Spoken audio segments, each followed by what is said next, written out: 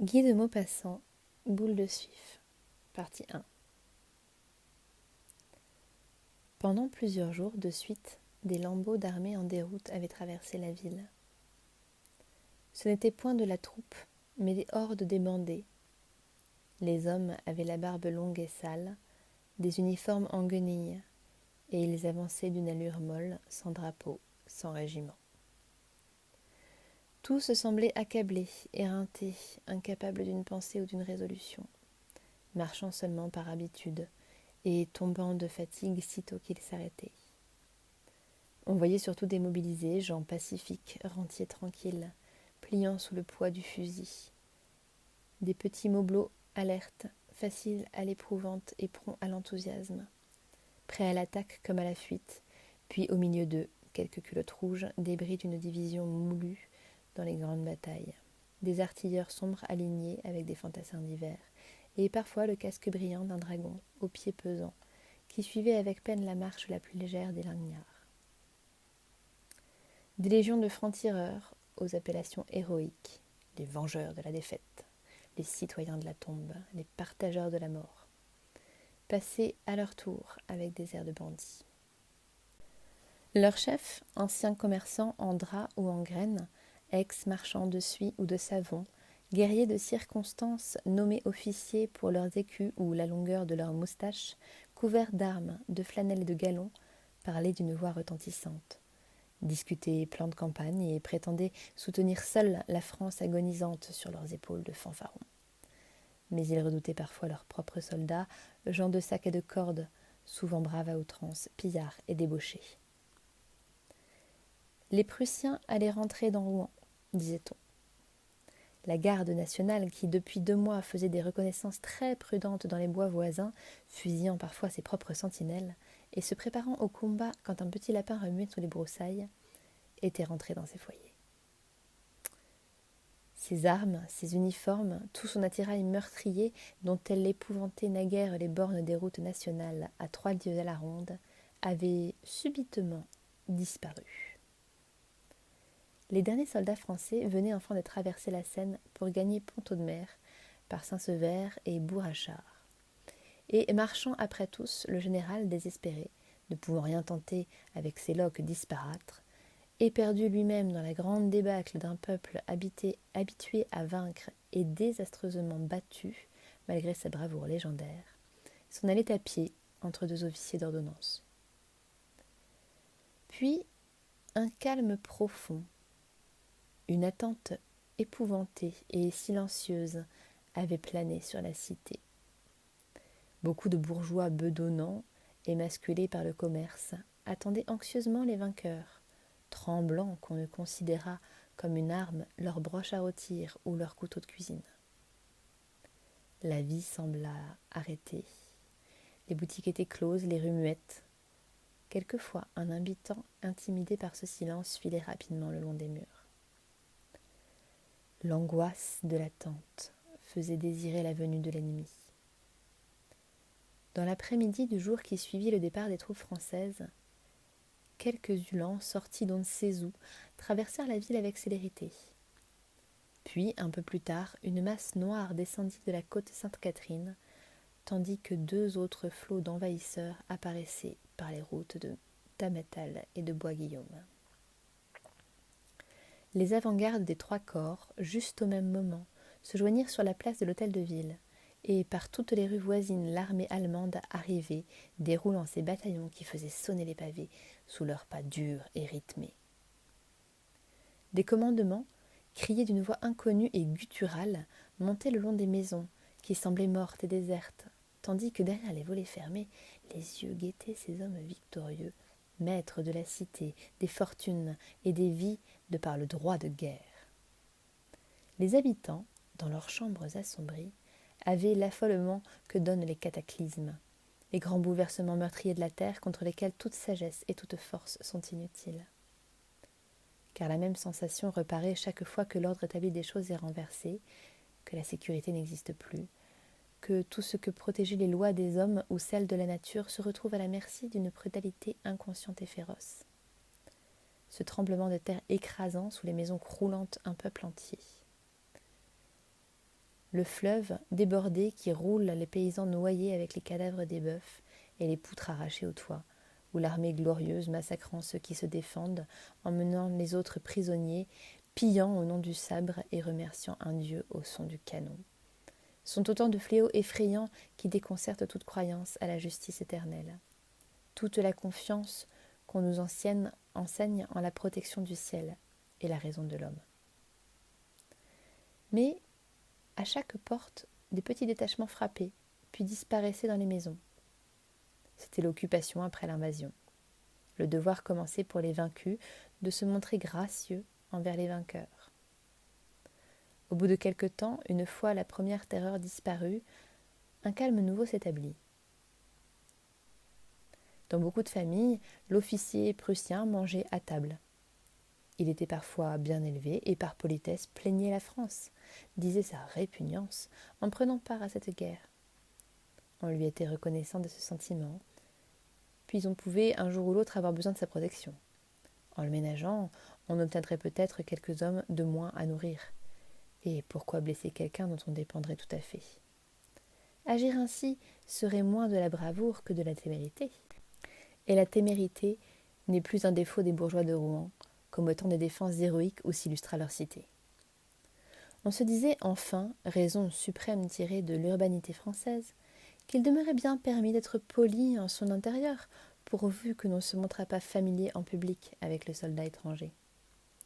Au dehors, on ne se connaissait plus, mais dans la maison, on causait volontiers, et l'Allemand demeurait plus longtemps, chaque soir, à se réchauffer au foyer commun. La ville même reprenait peu à peu son aspect ordinaire. Les Français ne sortaient guère encore, mais les soldats prussiens grouillaient dans les rues. Du reste, les officiers de hussards bleus, qui traînaient avec arrogance leurs grands outils de mort sur le pavé, ne semblaient pas avoir pour les simples citoyens énormément plus de mépris que les officiers de chasseurs qui, l'année d'avant, buvaient au même café. Il y avait cependant quelque chose dans l'air, quelque chose de subtil et d'inconnu, une atmosphère étrangère intolérable, comme une odeur répandue, l'odeur de l'invasion. Elle emplissait les demeures et les places publiques, changeait le goût des aliments, donnait l'impression d'être en voyage, très loin, chez des tribus barbares et dangereuses. Les vainqueurs exigeaient de l'argent, beaucoup d'argent. Les habitants payaient, toujours, ils étaient riches d'ailleurs. Mais plus un négociant normand devint opulent, et plus il souffre de tout sacrifice, de toute parcelle de sa fortune qu'il doit passer aux mains de l'autre.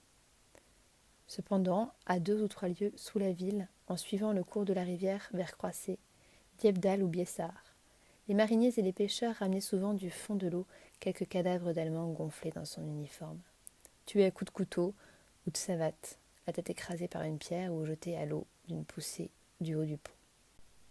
Les vases du fleuve ensevelissaient ces vengeances obscures, sauvages et légitimes, héroïsme inconnu, attaque muette, plus périlleuse que les batailles au grand jour, et sans le retentissement de la gloire. Car la haine de l'étranger arme toujours quelques intrépides, prêts à mourir pour une idée. Enfin, comme les envahisseurs, bien qu'assujettissant la ville à leur inflexible discipline, n'avaient accompli aucune des horreurs que la renommée leur faisait commettre tout le long de leur marche triomphale, on s'enhardit et le besoin du négoce travailla de nouveau le cœur des commerçants du pays. Quelques-uns avaient de gros intérêts engagés au Havre que l'armée française occupait, et ils voulurent tenter de gagner le port en allant par terre à Dieppe où ils s'embarqueraient. On employa l'influence des officiers allemands dont on avait fait la connaissance et une autorisation de départ fut obtenue du général en chef. Donc, une grande diligence de 4 chevaux ayant été retenue pour ce voyage, et 10 personnes s'étant fait inscrire chez le voiturier, on résolut de partir un mardi matin, avant le jour, pour éviter tout rassemblement.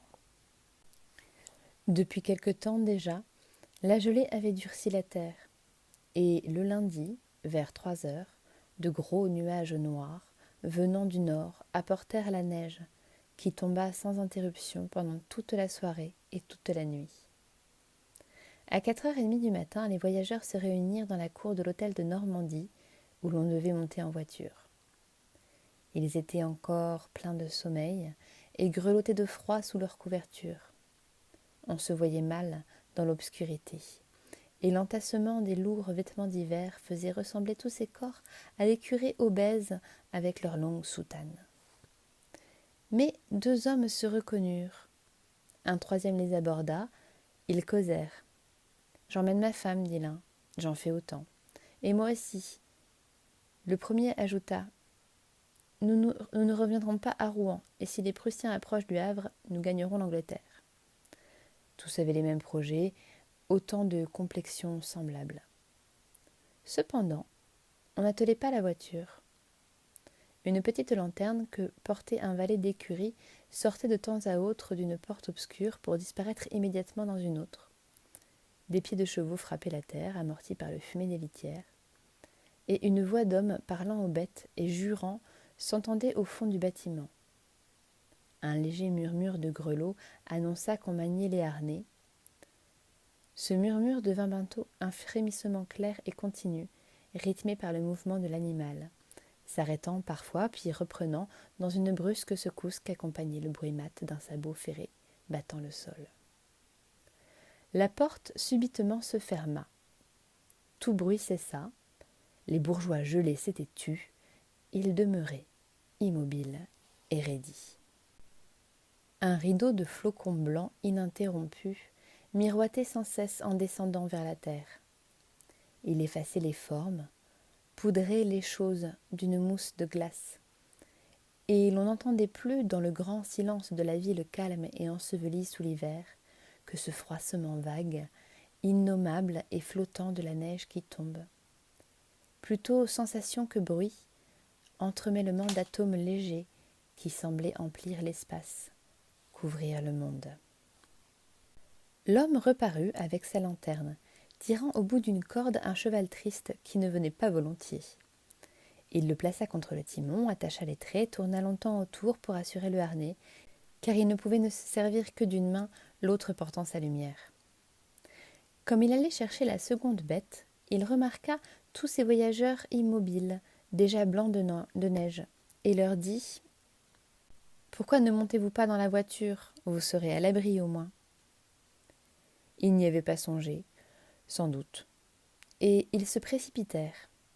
Les 3 hommes installèrent leurs femmes dans le fond, montèrent ensuite, puis les autres formes indécises et voilées prirent à leur tour les dernières places sans échanger une parole.